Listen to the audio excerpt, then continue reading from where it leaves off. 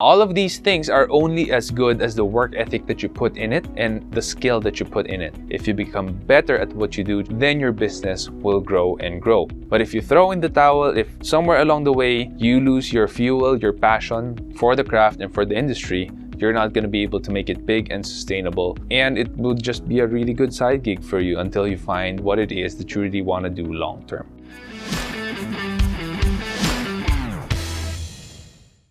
Hey guys, welcome back to the show. It's your boy Sean C, and this is the Leadership Stack podcast. If you're tuned in on YouTube, please do hit the subscribe button, the like button, and the bell notification icon so that you can be alerted whenever we have a new video. And if you're on Spotify, please do hit the follow button. That helps us out a lot.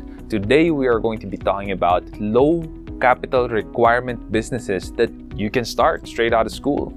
And I have to give you a heads up because I'm in the digital marketing industry, and I started my business with nothing but 1,300 pesos. For those of you who speaks in dollars, that's somewhere $60. And that's all I used to start my business. And now it's a multi-million peso business, and it is worldwide in terms of our reach and the companies that we service. We have served the UK, we've served Singapore, China, India, Dubai, US, a lot of countries. We've served a lot of countries already. And some of the things that I'm going to be introducing to you today have to do with digital marketing because I am very familiar with the digital marketing services industry.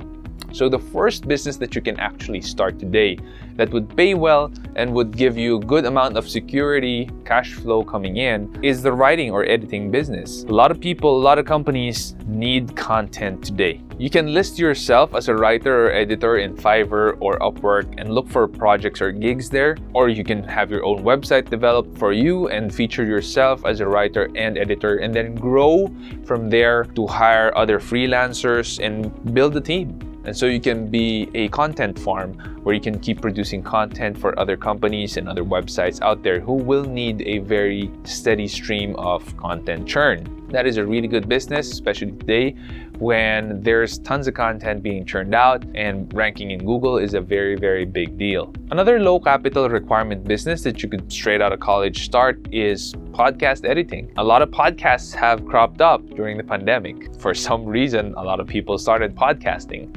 Leadership Stack, we started July 2019 before the pandemic, but podcast editing is something that is important to a lot of podcasters because usually podcasters such as myself, we want to focus on producing really good quality content. And for us, editing is not going to be our forte. It is something that we're going to be at most moderate at. So we better outsource that to people who really know what they're doing. So if you are into audio editing and you're passionate about audio, that may be something that you might want to start. Another one is vlogging. Today, the vlogging industry has grown and a lot of people have entered the scene, but I would say that not a lot of them know what they're doing. And so being a really good vlogger that has a good niche and you're focused in that certain niche, in that certain industry, and you're really good and you're very knowledgeable at that niche, that is going to be a very good business for you. And all you need to have is a camera, some video editing skills, and that's it. You can upload the vlog in YouTube or Facebook and start looking for sponsors or people who might want to be in the show.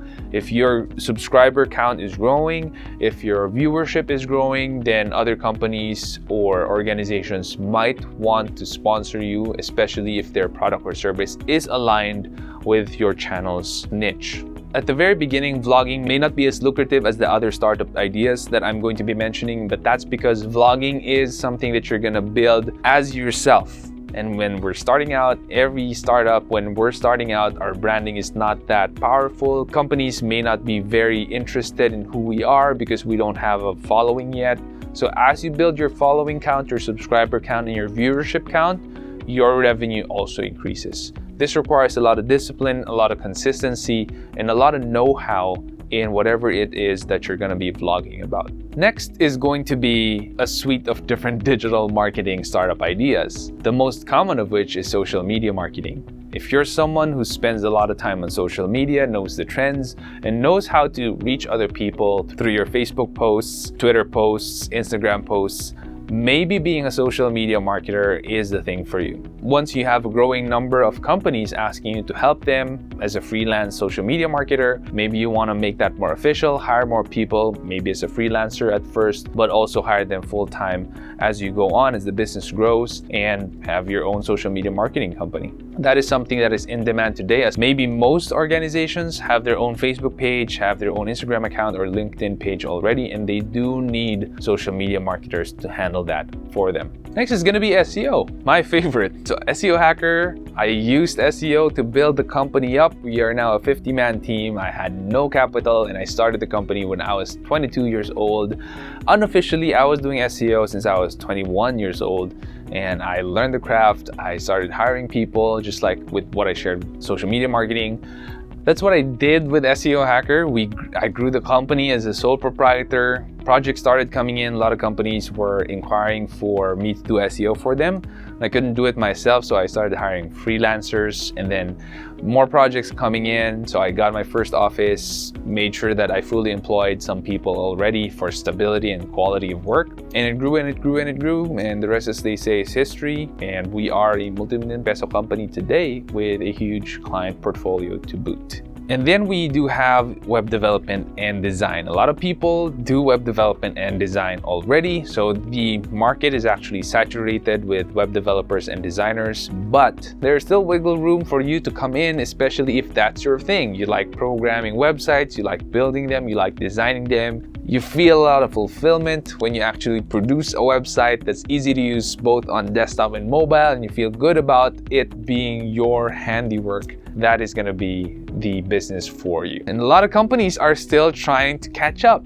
They still don't have a really good website. Their website is pretty badly designed. You can come in and help them. There's still a lot of companies like that, and there is still a market for web designers and developers today. Next would be online group buying, or in Tagalog, we call this pabile. You can actually create a group, or you yourself, if you have a scooter, motorcycle, or a car, you can actually go to a certain grocery and post in Facebook group that you're going there, and a lot of people could ask you to buy stuff for them, and you will deliver it to them for a certain fee.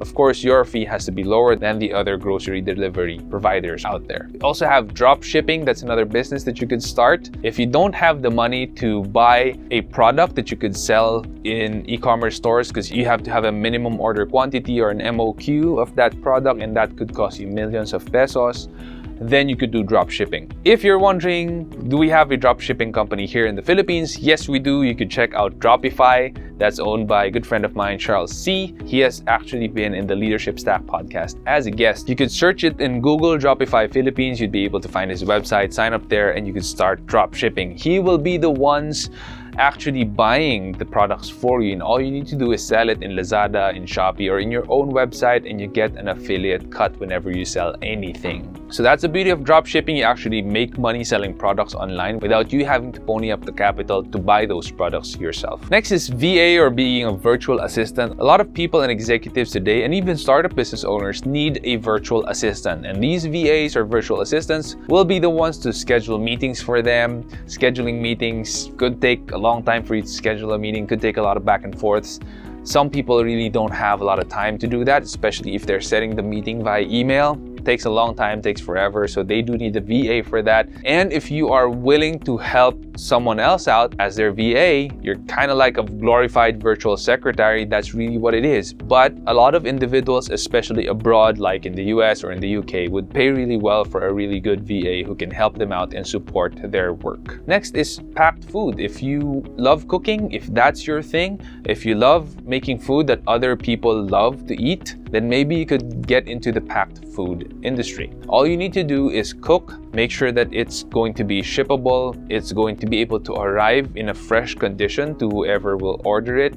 Maybe you want to sell via Shopify, maybe you want to sell via your own WooCommerce website. Anything will work so long as the food is good and you're able to deliver on time, and when the food arrives, it's still fresh. A lot of people during the pandemic started food businesses as restaurants were closing down. And a lot of food businesses that were made at home, packed and shipped to their customer, actually thrived during this time. And we're down to our last two, one of which is voice acting. A lot of people do need voiceovers today, especially with all the videos coming out that are animated without any actors in there.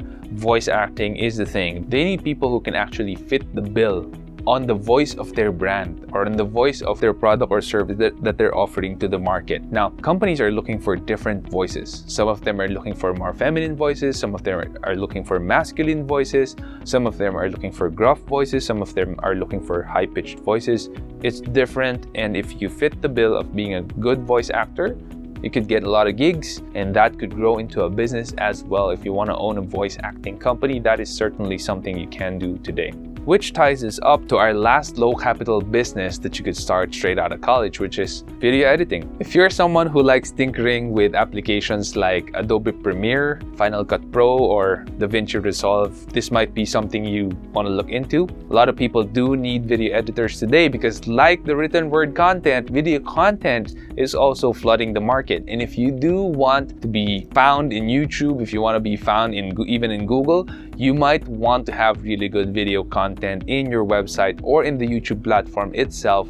And for that, you're gonna need a really good video, which means you're gonna need video editors. And that is why video editing would be one of the low capital requirement businesses that you can get into straight out of school. Now, all of these things are only as good as the work ethic that you put in it and the skill that you put in it. If you become better at what you do, just like how I honed my skill in SEO and how I improved my work ethic as an SEO specialist and as a CEO and founder during the time when I was starting up, then your business will grow and grow. But if you throw in the towel, if somewhere along the way you lose your fuel, your passion for the craft and for the industry, you're not going to be able to make it big and sustainable, and it will just be a really good side gig for you until you find what it is that you really want to do long term. If you like this video or this video helped you out, please do help us by hitting that subscribe button, that like button, and help yourself by hitting that bell notification icon so that you can be notified whenever we have a new video. If you're tuning in on Spotify, please do hit that follow button, and please do share this video with friends, with family who you believe will get value out of this and learn something new.